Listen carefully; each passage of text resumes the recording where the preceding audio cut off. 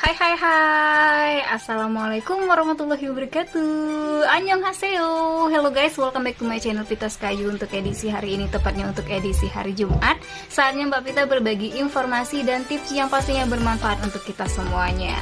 Edisi kali ini kita akan membahas tentang apa sih yang dominan di dalam kehidupan kita atau di dalam dirinya kita, simpati atau empati. Nah, sebelum kalian tahu apa yang dominan, kita harus lebih dulu tahu tentang yang namanya perbedaan antara simpati dan empati. Seperti apa? Kita langsung aja ke videonya. Jadi menurut seorang psikolog yaitu Kak Jen atau yang disebut dengan Jennifer, Kak Jen ini kemarin sempat membahas antara simpati dan empati. Nah, seorang psikolog itu diharuskan mempunyai empati, tapi apakah kita juga harus mempunyai empati sebagai orang biasa ya gitu ya, yang bukan seorang psikolog? Di sini kita akan membahasnya. Seperti yang Mbak Pita bilang tadi, sebelum kita tahu kita itu banyak simpati atau empati di dalam kehidupan kita, sebaiknya kita lebih dahulu tahu antara perbedaan empati dan simpati. Jadi, menurut Kak Jen itu sendiri ya, simpati dan empati itu sebenarnya memiliki makna yang berbeda, tapi masih berhubungan satu sama lain. Jadi, terkadang kita ambigu teman-teman ya. Simpati itu bagus, empati itu nggak bagus gitu ya. Terus ada yang bilang empati itu lebih bagus loh dibandingkan simpati. So guys, langsung aja kita lihat. Karena memiliki makna yang mirip, maka masih banyak orang yang keliru saat memahami makna keduanya dalam kehidupan sehari-hari, baik itu simpati maupun empati. Simpati itu sendiri ternyata menggambarkan perasaan atau sebuah sikap yang membuat seseorang itu mampu peduli dan merasa iba pada orang lain. Jadi ingatkan, menggambarkan perasaan ya teman-teman ya. Ketika bersimpati, kita akan menganggap hal yang terjadi merupakan kesamaan kita dengan orang lain sehingga kita menimbulkan sikap saling mendukung. Jadi itu arti dari simpati itu sendiri, menggambarkan perasaan, kemudian juga kita kayak karena punya persamaan maka kita mendukung orang tersebut gitu. Lalu saat kita bersimpati, ternyata lebih ke arah kita berasumsi bahwa kita memahami atau mengerti tentang apa yang orang lain rasakan dan ikut bersedih dengan apa yang mereka alami. Simpati juga biasanya menunjukkan sikap prihatin pada apa yang dirasakan orang lain, tapi belum tentu adanya tindakan nyata untuk membantu orang tersebut. Jadi kayak beberapa waktu yang lalu ada beberapa orang yang terdekat dengan Mbak Pita itu punya problem tentang kepercayaan diri.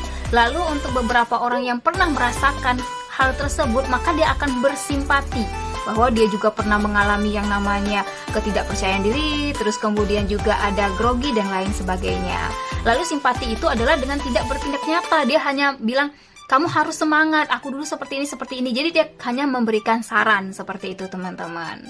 Lalu dari simpati kita akan berbeda lagi dengan arti empati. Jadi empati itu justru adalah sikap dan perasaan yang lebih mendalam. Karena orang yang memiliki empati lebih mendalami perasaan orang lain, seakan-akan apa yang dirasakan oleh orang tersebut bisa kita rasakan juga dan ada keinginan untuk membantu dia semampunya kita gitu. Nah, misalnya nih katanya kita memiliki teman yang sedang bercerita tentang dia lagi dibully di sekolahnya, atau mungkin punya teman yang tidak punya kepercaya dirian seperti itu teman-teman. Misalnya orang yang bersimpati itu adalah mereka akan merasa iba dan merasa karena kita pernah merasakan hal yang sama, tapi tidak ingin terlibat lebih jauh dalam penyelesaian masalah. Artinya kita sedang bersimpati. For example tadi ya, ada teman kita yang kena bully, terus dia curhat ke kita nih, terus kita bilang kayak gini, kamu yang sabar ya, semoga aja kamu bisa melewati hal ini ya. Kalau misalnya kamu nggak tahan lagi nih, atau kamu kayak nggak kuat lagi untuk menahan pembulian ini, kamu tinggal lapor aja ke orang tua, ke kepala sekolah, kepada teman-teman kamu seperti itu. Nah, itu artinya kamu bersimpati karena kita sama-sama pernah merasakan yang namanya dibully sama orang lain seperti itu, teman-teman. Nah, beda lagi kalau empati. Jadi kalau empati itu ketika mereka berkata seperti itu, ada yang curhat, terus kita langsung bilang kayak gini, waduh, kok mereka tega banget sih bisa bully kamu? Kalau kamu merasa takut, marah, dan kecewa itu wajar-wajar aja. Aku tahu kamu sudah pernah berusaha dan aku bisa bantu nih tindakan mereka yang harus dihentikan. Jadi kita tuh nanya, kalau orang berempati tuh nanya, kira-kira tindakan apa sih yang harus kita lakukan untuk membantu dia?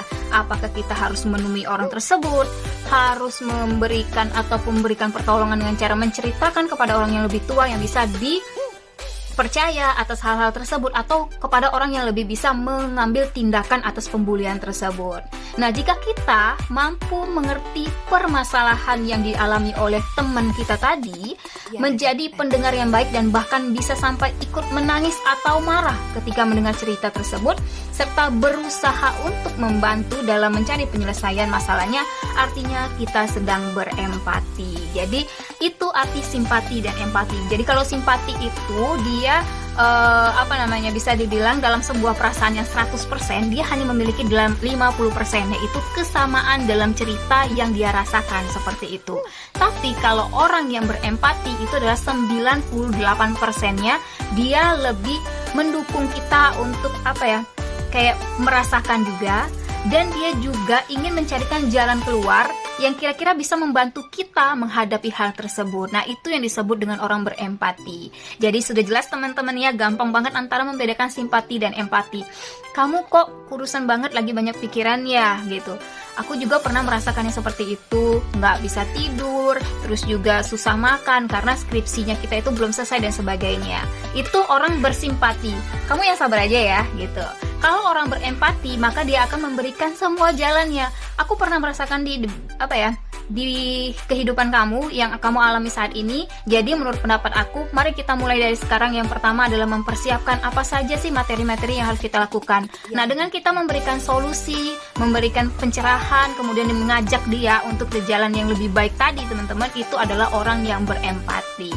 Sangat sulit di zaman sekarang ini atau di saat ini ya teman-teman, yang mencari orang yang berempati. So, daripada mencari orang yang berempati, lebih baik mulai dari diri kita sendiri untuk lebih berempati kepada orang lain, dan juga harus ada simpatinya, karena tidak semua orang bisa menerima simpatinya kita, dan tidak semua orang bisa menerima empatinya kita. Mungkin sebagian orang hanya ingin kita bersimpati, ada juga sebagian orang yang meminta tolong kita untuk berempati. Jadi pikirkan dan lihat dulu keadaan, kemudian juga situasi dan lingkungan yang akan kita hadapi. Sebaiknya kita lebih banyak mempunyai yang namanya sifat empati dibandingkan simpati. Tapi kalau misalnya bisa, keduanya adalah dengan balance, ada simpati dan ada empati. Contoh lain ya guys ya, dari yang namanya bersimpati atau empati nih, yang paling gampang ya, apalagi kalau Mbak Pita lihat sekarang ini di TikTok, di YouTube, di Instagram dan lain sebagainya, banyak banget kita memelihara kucing atau orang yang memelihara kucing. Nah, di sini kita akan membahas tentang lihat binatang liar di jalanan. Jadi kalau misalnya kita melihat kucing nih yang lagi ada di jalan, lagi kelaparan nih, untuk orang yang bersimpati, dia akan hanya mengatakan, aduh kasihan ya, mereka harus mengais sampah dibuat makan, gak ada tuannya atau ownernya, kadang disiram sama orang yang tegaan, kasihan juga ya kalau lihat binatang-binatang liar seperti itu.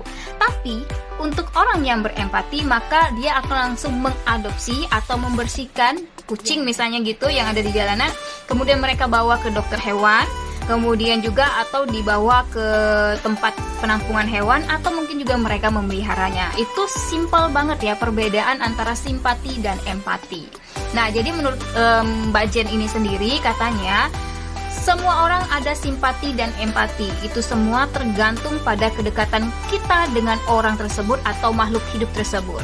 Ketika misalnya Mbak Pita menghadapi si A dan si B, perlakuan akan berbeda tergantung kedekatannya. Kalau misalnya Mbak Pita lebih dekat dengan teman yang A, kita lebih bisa berempati karena kita merasa jauh lebih dekat dengan si A daripada si B, karena kita mungkin tidak terlalu dekat dengan si B. Maka dari kedekatan itulah yang menyebabkan seseorang itu lebih bersimpati maupun berempati, dan semua itu adalah hal-hal yang normal. Cuman kita di sini akan menggali lebih lanjut, kira-kira kita ke empati atau ke simpati gitu teman-teman.